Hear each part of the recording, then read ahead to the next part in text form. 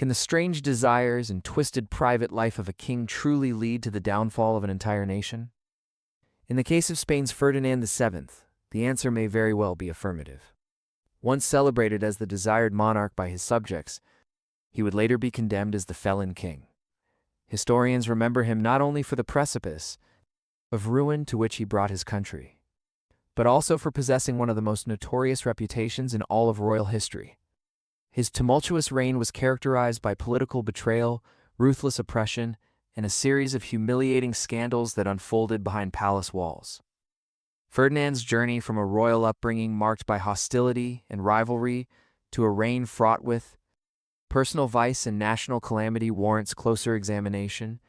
His story is replete with early experiences of family dysfunction, marriages shadowed by fear and tragedy, and reckless decisions that ultimately plunged Spain into civil war.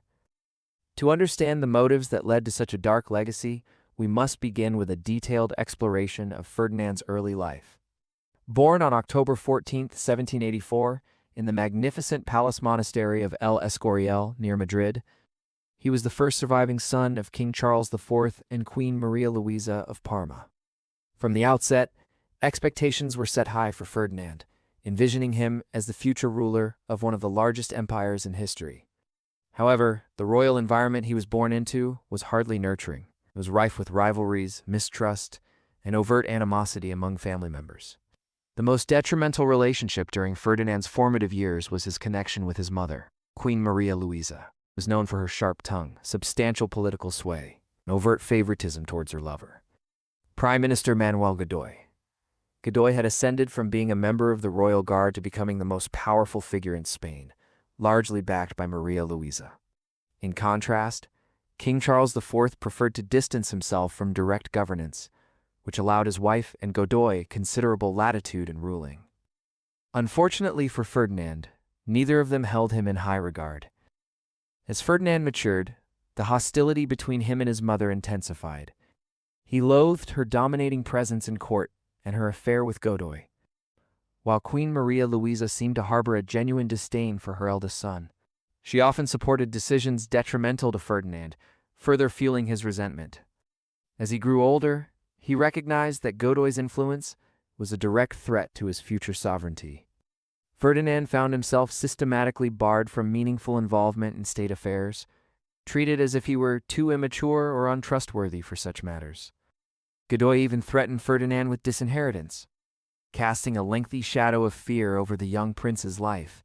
In these tense conditions, Ferdinand began to cultivate traits that would define his future reign: a voracious desire for power and a willingness to betray anyone to obtain it. By his early 20s, he had forged alliances with those who also loathed Godoy. This public sentiment provided Ferdinand with an avenue to promote himself as a prospective savior, capable of displacing Godoy and restoring dignity to the monarchy. The situation reached a boiling point in 1807, leading to the infamous El Escorial conspiracy. Ferdinand and his supporters resolved to take their dissatisfaction beyond whispered conversations and into the realm of action. Their audacious plan involved secretly approaching Napoleon Bonaparte, the formidable emperor of France. The aim was to enlist Napoleon's help in ousting Godoy from power and compelling Charles IV to abdicate in favor of his son. In effect, Ferdinand was prepared to conspire with a foreign power against his own father. However, this plot did not remain a secret for long. Godoy discovered the conspiracy and swiftly informed King Charles IV, who reacted with unexpected decisiveness. He dispatched his guards to scour Ferdinand's apartments in El Escorial, and there they uncovered the damning evidence: letters, documents, and plans revealing Ferdinand's treachery. The revelation sent shockwaves through the court. Horrified by the notion that the heir to the throne would conspire with a foreign leader against his own parents, Ferdinand was promptly placed under arrest and confined to his chambers.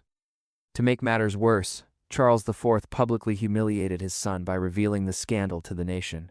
Even contemplating altering the line of succession to favor Ferdinand's younger brother, a desperate attempt to save himself, Ferdinand turned on his fellow conspirators, revealing their names to authorities in hopes of mitigating his own punishment.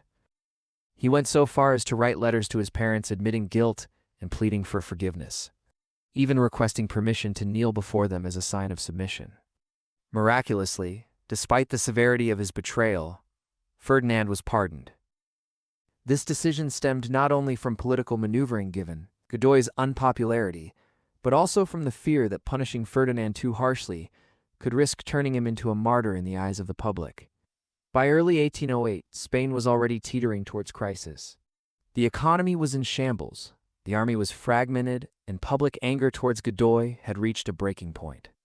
In March of that year, unrest erupted into what became known as the Tumult of Aranjuez. Inspired by factions within the court, crowds surrounded the royal residence, demanding Godoy's arrest and Charles IV's abdication. Under immense pressure and fearing for his safety, Charles acquiesced, dismissing Godoy and abdicating the throne in favor of Ferdinand. The young prince, who had only recently been accused of treason, suddenly found himself crowned as the King of Spain. For a fleeting moment, it appeared that his years of resentment and scheming had culminated in success.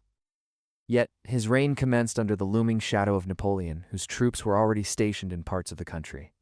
The French emperor invited Ferdinand and his family to Bayonne, ostensibly to resolve family disputes and solidify ties. However, it was a cunning trap intended to strip them of their claims to the Spanish throne. Under intense pressure, Ferdinand was coerced into abdicating in favor of Napoleon's brother, Joseph Bonaparte. This shocking maneuver thrust Spain under French control, infuriating the populace and igniting widespread revolt. Ferdinand was subsequently taken to the Château de Valençay, where he experienced a form of luxurious captivity. Despite the high-quality surroundings, he remained a prisoner.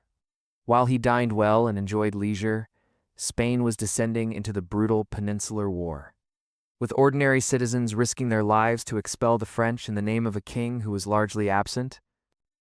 By 1814, as Napoleon's grip on Spain weakened, Ferdinand was released from his relative comfort at the Château de Valençay. Many Spaniards embraced him not as a disgraced schemer, but as a symbol of national resilience against French occupation. Coining him El Decido, or the Desired, he returned to Spain amid overwhelming public enthusiasm, greeted by cheers from crowds who believed he would restore stability and honor to the monarchy. However, the optimism was short-lived. Though Ferdinand initially pledged to uphold the liberal Constitution of 1812 drafted during the war to limit royal power and enhance freedoms, he quickly revealed his true intentions. Influenced by conservative advisors and traditionalist factions wary of liberal reforms, he circumvented the Constitution and abolished it altogether within weeks of his return. Liberal leaders who had fought for his restoration faced arrest, exile, or worse. Ferdinand established an absolute monarchy, consolidating all political authority within his own hands, while reinstating institutions that the liberals had sought to dismantle. Censorship and political repression swiftly returned, erasing the gains made during the war. His leadership became synonymous with suspicion and fear, marked by rapid turnover among ministers, creating an atmosphere of instability and dread. The initial goodwill he received dwindled into widespread disappointment and resentment as the nation that had suffered so greatly found itself ruled by a king whose primary focus was his own power rather than the country's recovery. Yet as troubling as Ferdinand's public policies were, they paled in comparison to the sordid details of his private life, which remained shrouded in secrecy and scandal. While the public viewed him as a king ruling with an iron fist, those closest to him were aware of a far more disturbing reality. Ferdinand II's personal life was rife with humiliation, cruelty, and peculiarities that earned him infamy even in his own time. His most striking physical characteristic, often regarded as a source of pride today, was seen as grotesque by 19th-century standards. Ferdinand was exceptionally well endowed, yet his anatomy was deemed a deformity by societal norms.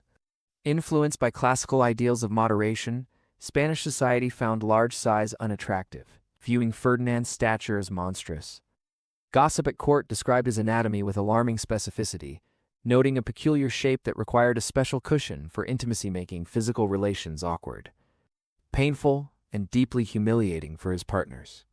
Ferdinand's first marriage was an arranged union with Princess Maria Antonia of Naples and Sicily in 1802. Designed to strengthen alliances between Spain and Naples, yet their relationship was cold and distant. Maria Antonia reportedly found her husband physically repulsive, And the couple suffered two tragic miscarriages in 1804 and 1805. Maria Antonia's health declined rapidly. She died suddenly at just 21 years old on May 21, 1807. Rumors circulated that she had been poisoned by her mother, who harbored an animosity towards Ferdinand, but no evidence substantiated these claims. In 1816, Ferdinand entered into a second marriage with his niece Maria Isabella of Portugal. This union served dynastic purposes, but also appealed to Ferdinand's desire for a loyal partner who would support his autocratic reign. The couple shared similar political viewpoints and actively suppressed liberal movements, drawing hostility from many Spaniards. In 1817, Maria Isabella gave birth to a daughter who lived only 5 months. A subsequent pregnancy in 1818 culminated in an infamous tragedy. Maria Isabella went into labor but faced complications that resulted in a stillbirth. Desperate to save the child, Ferdinand ordered a cesarean section against his wife's sister's pleas to wait, believing that Maria Isabella may still be alive. Tragically, the procedure went awry, and she bled to death on the operating table at only 21 years of age. The horrifying loss left Ferdinand without a wife or heir, prompting him to swiftly seek another bride. In 1819, he married once again, this time taking Maria Josepha Amalia of Saxony, a mere 16 years old and steeped in deep religious convictions. Ill-prepared for marital life, her ignorance of sexual relations made their wedding night a disaster. When Ferdinand presented himself unclothed, Maria Josepha fled the room, reportedly terrified, even soiling herself in fright. After some time, she reluctantly consented to consummate the marriage, but only following a period of prayer and arrangement that would mark their relationship moving forward.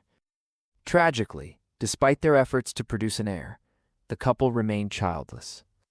In 1829, Maria Josepha passed away at just 25 years old, becoming the third of Ferdinand's wives to die young. Ferdinand's life story is one laden with power struggles, personal vice, and a legacy marred by a proclivity for betrayal and scandal. His complex existence serves as a sobering reminder that the consequences of a king's private life can ripple out to affect the fate of an entire nation, shaping its history for generations to come. Subscribe to our channel and press the bell icon to support our work and never miss an upload. Like this video, drop a comment, and share it with others to show your support and help us grow this historical community.